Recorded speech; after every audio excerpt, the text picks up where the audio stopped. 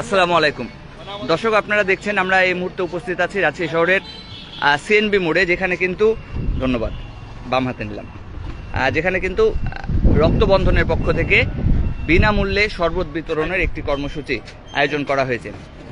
দর্শক দেখতে পাচ্ছেন, এনারা কিন্তু নামাজের পর মুহূর্ত, এখন কিন্তু শুক্রবার জুম্মার নামাজের পর মুহূর্তেই কিন্তু এই কর্মসূচিটির আয়োজন করেছেন। এখানকার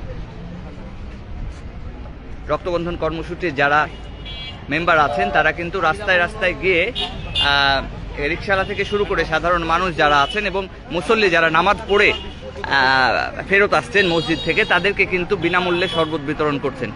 দর্শক, আপনাদেরকে বলে রাখি, প্রচণ্ড এই গরমের তাপদাহ এবং যে অনাবৃষ্টির যে অবস্থা দেখা দিয়েছে, সেটিতে কিন্তু সাধারণ মানুষের প্রাণ প্রায় যায় যায় অবস্থা।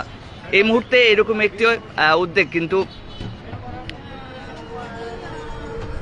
মানব কল্যাণের জন্য একটি বড় ব্যাপার। আমরা একটু এখানে যারা উপস্থিত আছেন তাদের কাছে জানার চেষ্টা করব যে আপনারা কখন থেকে এই কর্মসূচি, কেউ কথা বলতে পারবেন? আচ্ছা, আপনারা ওয়ালাইকুম আসসালাম, আপনারা কখন থেকে এবং কি জন্য অ্যাকচুয়ালি এই ইয়েটা কি প্ল্যান থেকে, মানে কেন এই পরিকল্পনাটা হাতে নিয়েছেন? আমাদের এই পরিকল্পনাটা হচ্ছে 2022 সাল থেকে বাস্তবায়ন হচ্ছে। এবছর এটা আমাদের তৃতীয় দিন ইভেন্ট চলছে। আমাদের প্রথম ইভেন্ট ছিল গত মঙ্গলবার ছিল আমাদের প্রথম ইভেন্ট। আমরা গতকালকে বৃহস্পতিবার একটা ইভেন্ট করছি ইভেন্টে, এবং আজকে আমাদের ইভেন্ট ছিল। আমাদের মূলত উদ্দেশ্য হচ্ছে পথচারী যারা আছে এখানে, উচ্চবিত্ত, মধ্যবিত্ত বা নিম্ন শ্রেণী যারা আছে, এরকম কোনো বিষয় না। যারা এই গরমের ভিতরে বাইর হচ্ছে, ডিহাইড্রেশনের একটা সম্ভাবনা আছে, সেই সম্ভাবনা থেকে তাদেরকে একটু দূরে রাখার জন্য, তারা যদি একটু পানি পায় বা একটু ভালো খাবার পায়, সেই লক্ষ্য থেকে আমাদের উদ্দেশ্য। সেখান থেকে আমরা কাজ করছি।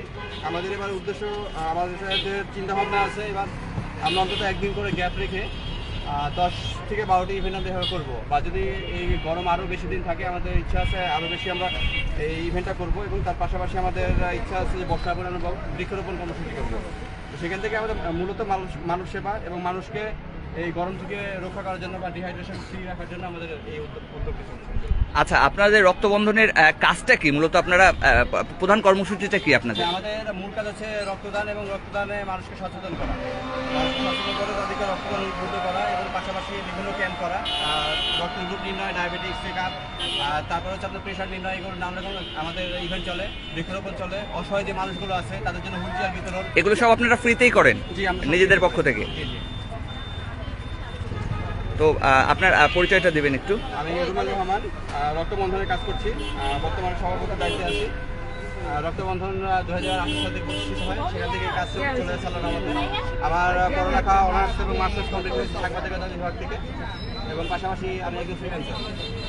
জি, আপনার মূল্যবান সময়ের জন্য আপনাকে অসংখ্য ধন্যবাদ। ধন্যবাদ। দর্শক, যেটা দেখছিলেন,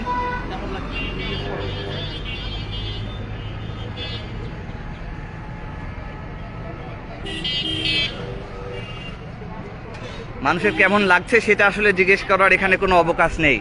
এরকম পরিস্থিতিতে মানুষকে এভাবে যে সাধারণ মানুষকে যদি তারা পানীয় খাওয়ান, সেটাও কিন্তু অনেক বড় একটি ব্যাপার, মানব কল্যাণের জন্য এটা একটি বড় ব্যাপার। দর্শক, আপনারা দেখছিলেন নিউজ টু টিভির, সাথে ছিলাম আমি আরবিএস পাভেল। এই মুহূর্তে আমরা ছিলাম সিএনবি মোড়ে। রক্তবন্ধনের পক্ষ থেকে কিন্তু চলছিল বিনামূল্যে শরবত বিতরণ কর্মসূচি।